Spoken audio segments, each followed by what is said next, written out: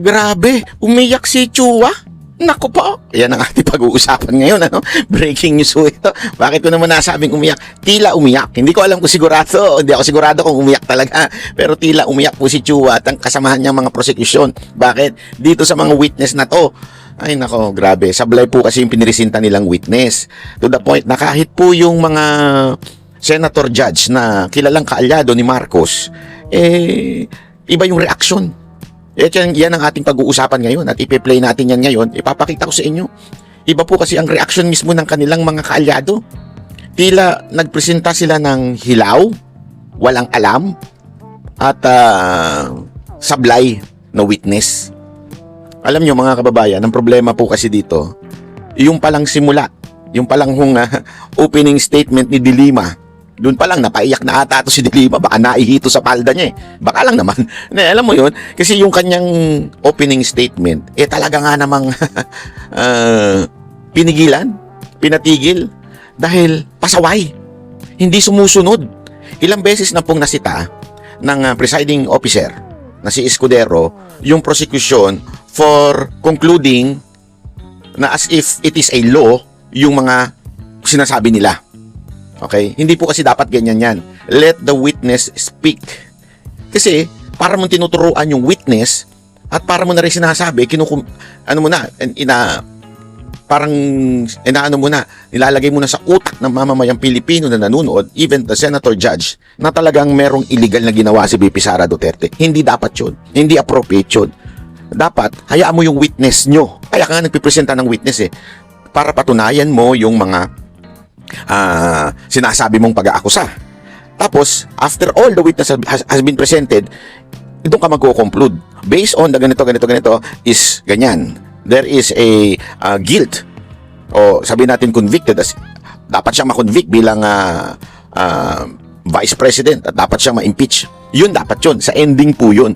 Ilang beses na pong sinita ni Escudero yung mga umuusig kay VP Sara Duterte na tigilan nyo yan. Hindi dapat ganyan. Hindi dapat kayo nagsasalita ng ganyan. Hayaan nyo muna yung witness. This time, inulit na naman ni De Lima. Parang hindi abogado itong si De Lima. Parang hindi niya alam. Or, baka naman, talagang nais lang niyang magpakalat ng propaganda. Kasi feeling ko, itong prosecution, wala naman po talaga silang matibay na ebidensya laban kay VP Sara Duterte. So, dinadaan nila sa drama. Di ba, ganyan din yung nangyari dun sa una, yung si makeup lawyer na nagme-makeup, yung lalaki, puro drama. Yung si Cheldok, puro drama, para bang nangangampanya. Eto na naman, puro drama na naman. Etong si De Lima. Medyo napunam na po siya dito. Pakinggan natin tong buo, ipi-play ko dito sa aking iPad at pakinggan ho ninyo, At nandyan din yan, sa video lalabas din yan. Ito po, wait lang. Wait. Oy, tomate. Okay. Your Honor, may we comment on that matter? Yes, what is the pleasure of Attorney Paul? Your Honor, I'd like to apologize for having to comment on this matter, but as far as I recall, the presiding officer already made a ruling before against opening statements, Your Honors. Again, I will be very conscious, Honorable De Lima, with respect to statements of fact and law that are not coming out from the mouth of any witnesses you will be presenting. So kindly be precise and short with respect to your opening statements. You may proceed, ma'am, subject to those reminders. Thank you, Mr. Presiding Officer. This is about 5 minutes or a little more than 5 minutes. Mr. Senate President, Mr. Presiding Officer, Honorable Senator Judges, mga kababayan, magandang umaga po. Sa ating pagbabudget para sa pamilya, dahil hindi naman unli ang pera, masinop ang ating paggasta sa talagang kailangan at kapakipakinabang natin nilalaan. Ganyan din dapat sa pondo ng bayan. Sa yugtong ito ng paglilitis, pag-uusapan natin ang confidential funds. Ito ang budget para sa mga sensitibo at surveillance-related activities upang suportahan ang mandato ng mga civilian agencies. That a budget is intended for confidential operations does not mean that the conduct of the officials involved in the handling of people's money is exempted from the demands of transparency, scrutiny, and accountability. Public office is a public trust. Yan ang sabi ng konstitusyon. Sakop nito ang lahat na nasa gobyerno. At ang utos na yan ay hindi pwedeng balawalain dahil confidential lang o confidential ang pondo. Ang confidentiality ay para protektahan ang lehitimong operasyon at informant. Hindi ito pahintulot para mag-imbento ng pangalan at dokumento. Hindi ito palusot para ibulsa ang pera. Kung confidential ang pondo, lalo pa ngang mataas ang pananagutang kaakibat nito. The Constitution entrusts this court with the solemn duty to determine whether the respondent Vice President committed culpable violation of the Constitution, graft and corruption, and betrayal of public trust. The evidence will show that she did. This case, Article 1, is about 612.5 million in confidential funds entrusted to VP Sara Duterte through the Office of the President and the Department of Education. This is not about one missing receipt. This is not about a clerical error or accounting mistake. The evidence will reveal a pattern, a systemic course of conduct Honor. that, taken as a whole, demonstrates graft and corruption Your Honors. and betrayal of public trust. With the permission of the Honorable De Lima, yes, Counsel for Your Honors, Respondent. again, Your Honors, I think we have to object to the statements being made by the Honorable De Lima, with all due respect, of course. Your Honors, they can do that through the offer of their evidence, Your Honor. Chair will instruct the this is Honorable De Lima to another- kindly limit her statements. I was listening intently in the beginning, it was okay, Honorable De Lima, but later on, you did make conclusions of law already, which the Chair orders to be stricken from the record. You may wind up, Honorable De Lima, but kindly avoid conclusions of fact and law. Your Honors, please, if I may just be given just Yes, a few seconds. Your Honors, ang naging problema natin ng huling pagkakataon na pinayagan natin yung ganitong statement at sinasabi na nga ng presiding officer is kahit naman i-strike off the record natin, narinig na po at nasabi na. So to allow, Your Honors, again, a continuation of such is really goes into the matter of fair play, Your Honor. Honorable De Again, Lima, with all kindly due wind respect, up. Your Honor. Again, you were forewarned beforehand to kindly limit your statements. Hence, you are faced again with a similar situation. Kindly wind up, Honorable De Lima, and call your witness. Ang dami pong malalampasan sa aking opening statement because Yes, this is supposed but, to be an again, overview it is the of the court's case, position, the overview of the evidence. To let the witnesses speak, not the counsels, insofar as the evidence is concerned or conclusions of both fact and law. Kindly wind up, Honorable De Lima. I submit, Your Honor, and so I will wind up. Kapag ang isang impeachable officer, tulad ng pangalawang Pangulo, ay nabuso ang kapangyarihan sa paraang sumisira sa accountability, Same o objection, sumusuway Your sa Honor. pananagutan, dapat pa ba siyang pagkatiwalaan? Dapat pa ba siyang manatili sa pwesto? When the Filipino people entrusted their money to Vice President Sara Duterte, was that trust honored? That question will not be answered by politics, by general denials, by press releases. It will be answered by the witnesses, by the documents, by audit, and by the evidence, and the prosecution is ready to present it. Sa kabuuan ng ebidensya, makita ang hindi lang mga simpleng irregularidad ang nangyari. Objection, Your Honor. Malinaw Again, ito. objection, Your Honor. Honorable De Lima, I would have to sistematikong stop paraan. you. This is out of I would have line. to stop you at this point. The continuing objection of the respondent is duly noted. I would have to stop you at this point. And I have to my stop due now. apologies, but kindly call your witness already. Thank you, Your Honors. I submit. Thank you very much. Kindly call your witness, Representative Chua. Ay, nako, pahiya na naman si De Lima. Pinatigil. Una sinita na eh. Wag mo nang ano yun yan ha. Proceed to your ano, ipakilala mo na yung witness mo. Ewan ko kung masasabi mong tarantada ba itong babaeng to. Inulit mo pa talaga. Di ba? I mean, what kind of lawyer ikaw? Ano kay propagandista ka, hindi ka dapat lawyer. Halatang halata eh. Kinukonclude niya na yung mga dapat sasabihin ng witness. Kaya nga ho, may witness para sila magsasabi, tapos i-cross-examine, tapos let the judge. Hindi yung ikaw para kang judge. Di ba? Ganun ang ginawa ni De Lima. Ayan, pinatigil pa siya, keso nagdadrama pa siya, maraming mawawala sa spets ko pag pinatigil ako. Oh, buti na lang matikas to si Escudero. Honestly ha. Pero, hindi kasi, sinasabi din pa medyo malambot pa nga daw si Escudero. Kasi as much as possible, kailangan maging fair. Kailangan talaga hindi maging lenient. Iba kasi yung sa court eh. Kung sa judge siya, baka na-contempt pa yan eh. Di ba? Napagalitan. May mga ganong strictong judge eh. Hindi lang nagpagalitan, na-contempt pa. Dahil tigas ng ulo ay sumunod. Kasi hindi lang, dalawang beses sa kanya during that speech, pero may mga una pang lawyer o prosecution na nasita na tungkol dyan. Eto nga, nasita na, pero pinagpatuloy niya pa rin. Di ba? Kaya nga sabi niya, I have to cut you off. Kailangan nang itigil. Kasi tigas ng ulo mo eh. Gusto mo ng bastusan, bastusan tayo. Parang gano'n na salita ni Escudero. Gusto mong bastusan? Sige, bastusan tayo. Tigas ng ulo mo eh. Kita mo na sinabi ng wag mo nang gawin yan, gagawin mo pa, animal ka. Kung ako yung judge, gano'n eh. Kung ako yung presiding officer, tigas ng ulo mo, bata. Bakit ganyan ka, sinabi ng wag mo nang i-introduce mo na yung witness, inulit mo pa. Bobo ka ba o tanga? Gaganunin ko yun. Buti na lang, hindi ako senador. At hindi ako presiding judge. Di ba? O presiding officer. Anyway, gano'n na nga po nangyari. At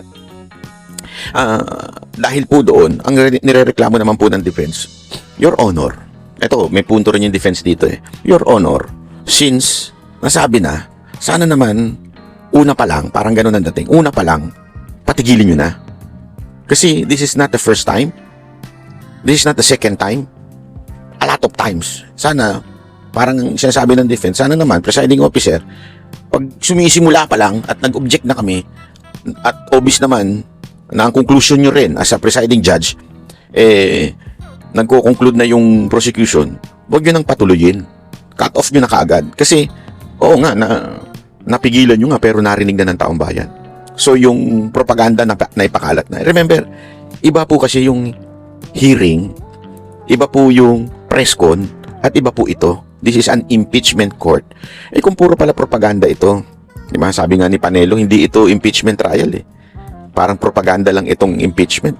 Kaya alam niyo, sa totoo lang, yung taong bayan, marami na nagsasabi na nawawala na ng gana dito sa impeachment. Ang haba pa nito, aabot pa ito hanggang next year daw.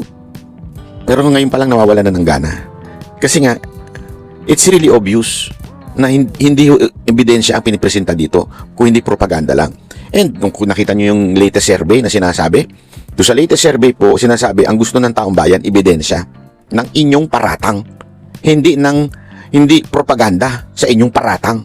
Ebidensya ang hinihingi ng taong bayan. Ayan, napapahiya tuloy sila. Ito pa, ipi-play pa natin itong iba pang mga videos na napaka-importante din na ano. Kasi, sa totoo lang, sabi ko nga, kahit nga si Lacson, pakinggan natin yung kay Lacson, ha. Tingnan ninyo, natawa ako dito. Feeling ko, naihi ito si Chua, nung sinagot niya. Wait lang, ha. Ito, pe-play natin yan. Wait lang, ayan. Senator Lacson, may proceed. Thank you, Mr. Presiding Officer. Hindi pa ako magtatanong. I will only make a manifestation. I'm only wondering why neither the prosecution nor the defense is presenting a competent witness in the handling of intelligence and confidential fund. Kasi po, in my previous life, sa intelligence, sa law enforcement, ang natatandaan ko, kasi limited yung purpose ng intelligence at saka confidential fund. Nagtataka lang ako, nakita ko yung regularity ng withdrawals ng cash, parang every quarter, except for December 20. So sana kung para ma-educate kami at saka magkaroon kami ng informed decision later on, sana meron tayong competent witness sa pag-handle ng intelligence fund or confidential fund. Para nang sa gano'n naman, ma-appreciate namin at matanong din namin sarili namin, regular ba yung every quarter kasi January, April, tapos July, di ba? Parang regular eh. Ang alam ko, pagka may pangangailangan dahil merong intelligence gathering operation, may confidential activities, saka palang mangangailangan ng pera. So yun lang, Mr. Presiding Officer. The defense may also respond or comment. So with the prosecution. Thank you. We will recognize both sides, but recognize first to respond to the inquiry of the manifestation rather of Senator Judge Lacson. The Honorable Chua, you may proceed, sir. Thank you, Your Honor. Your Honor, we will be presenting our witness, pero hindi po siya yung testigo po pagdating po dyan. In time po, we will be presenting witness or witnesses that will explain yung manner po ng confidential. Kasi I asked my staff, wala po sa listahan ng testigo na meron tayong competent witness. Yung COA. So saan ang galing yung sinasabi niyo may present Yung COA po. They will be the COA ones is not a competent witness sa pag-handle ng intelligence and confidential funds. Somebody, Your Honor, meron po kasi maybe kami reservation. a retired intelligence officer, somebody like that na maalam mag-handle. Nagtataka lang ako bakit masyadong regular tapos yung una pa, natapat pa na magpapasko. Yes, Your Honor, may present po kami, pero kung makikita po ninyo dun sa aming pre-trial brief, meron po dong reservation. Thank you. Thank you. Confidential pa daw po. The Honorable Attorney Poe, rather, is recognized for your comment to the manifestation of Senator Lacson. Thank you, may Mr. proceed, sir. Presiding Officer. Same comment actually with the prosecution, Your Honors. Meron din po kasi tayong mga reservations. So we will present when we feel necessary, Your Honors. Sa ngayon nga, confidential pa din yung witness niya. Senator Erwin Tulfo is recognized for his availment of round 2. You may proceed, sir. You have 2 minutes.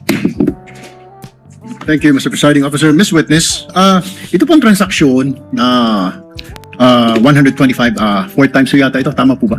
Tama po. Alright. Hindi po ninyo na-report sa AMLAC? Gaya po ng sabi ko po, na-invoke ko po yung AMLA rule, prohibiting us to disclose po any information regarding No, I'm it. not saying na you have to disclose to us, pero I'm saying kailangan po bang i-report ito? Kasi ma'am, ayon po sa AMLAC law natin, covered po ang lahat po ng government transactions ng government agencies. Tama po ba? You agree with that? All right. Yes po. At saka, another thing, ito po ba ay, ang transaksyon na ito ay nasa ilalim ng list of due and demandable accounts, payable, LDDAP? At saka, meron po bang itong advice to debit account, ADA? Meron po silang advice na nai-issue po yan. Okay, pero nasa ilalim po ba ito ng LDDAP, yung list of due and demandable accounts? I Payable? think agency na po ang pwedeng sumagot po regarding this. Okay, all right. That's all, Mr. Presiding Officer. Thank you, Senator Judge Erwin Tulfo. Senator Judge Risa Ontiveros. Una, pag-usapan muna natin yung katawa talaga ito. Pag-usapan muna natin yung yung sinasabi ni Lacson na wala daw competent na witness. Kasi tama nga naman. Sinasabi nyo, may withdrawal. That's a fact. That's a fact that there is a withdrawal. And there is nothing wrong with having a withdrawal of such. Diba? So, the witness, itong particular na witness na ito, yung land bank, manager o whatsoever ang kanyang posisyon, ay wala po siyang napatunayan na kaduda-duda.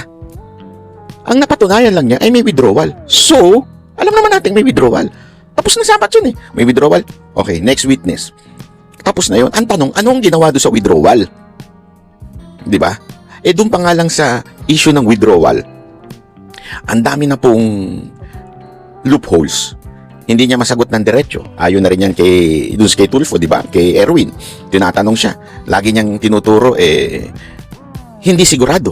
Hindi, doon sinasabi niya wala siyang kaalaman. Ang may kaalaman, yung isa. Parang every time na lang, laging ganun. Wala silang kaalaman. At ang may alam, yung in charge sa time, bakit ka naandyan? I mean, bakit ka pinresinta ng prosecution? Alam ko, naandyan ka dahil sinumpina ka ng prosecution.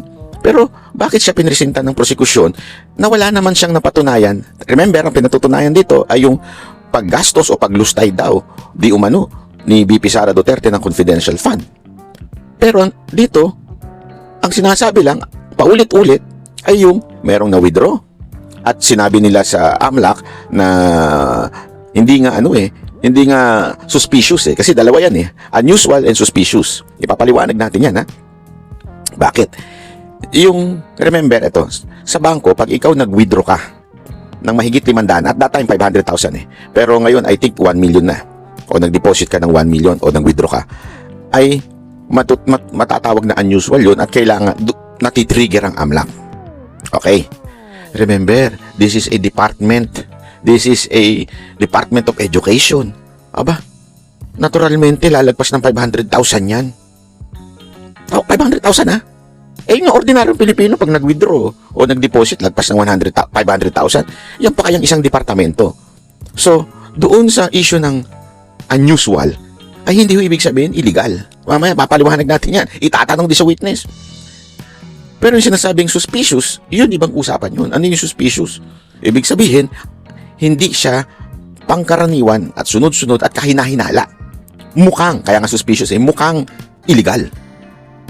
So, dito, hindi nga napatunayan yung part na yon. Hindi nga nila masagot kung ito suspicious. Tapos, hindi man lang sila nagpresenta ng, sabi nga ni Lacson, competent witness para magsabing, sandali, yung pag-withdraw ng ganito kadalas, ay yan, ay hindi ho tama. Kasi sa confidential na issue o yung sa ganyang klaseng area, yung intelligence, hindi naman ganyang kalaki ang withdrawal. Sana ganun yung sinasabi ni Lacson. Sana merong isang confidential na, what do you call this? Parang spy, agent, na may kaalaman sa confidential funds, sa intelligence funds, na magsasabing unusual yung ganyan na pag-withdraw. Wala nga. Tapos, dito pa matindi nung tinanong si Chuba. Hindi ko alam kung umiyak to si Chuba eh. Sabi ni Chuba, sabi niya, hindi, meron pa po kami na inihandang witness. Sabi ni Lacson, pina-check ko sa staff ko, wala na. Ano yung sinasabi mong meron pa kayo? Tapos, ang biro na lang ni Escudero, baka confidential. Ganyan kayo pinagtatawanan na. Kasi, hindi pa pwedeng surprise witness. Kasi court to hindi naman po ito propaganda. This is a court, hindi pa pwedeng surprise. Kailangan ipresenta mo na kagad yung witness mo. Ipakita mo na yung witness mo, sabihin mo na, ipapalista mo na yan, isusubpina na yan. Hindi yung penny surprise o confidential. Ay, bay, gago pala talaga itong mga prosecution na to. Nasita tuloy sila ni Lacson. Eh, siyempre, tinanong naman yung defense ni Escudero. Sabi niya, kayo, meron ba kayong witness na tunay na ano? Sabi niya, we have reservation. Okay, bakit reservation? Ibig sabihin nun, pag meron silang pinresentang witness, maybe, magpipresent kami ng aming witness na tatabla doon sa witness nila. Kaya reservation, hindi pa sigurado. Di ba? Biglang humiritan naman si Escudero. Okay, kaya lang, pasensya na kasi confidential pa yung witness nila. Nagigets ninyo? Kaya importante na pinalilista yung mga witness kasi hindi pa pwedeng one-sided ang pagpipresenta sa court. Dapat both side pinipresenta. So kung magpipresenta sila, magpapalista sila, ikaw naman bilang defense, magpapalista ka rin na susuplak dun sa kanilang witness para ngayon magbabanggaan ng ebidensya at yung judge ay magja-judge. Ganon po ang sistema sa korte. Hindi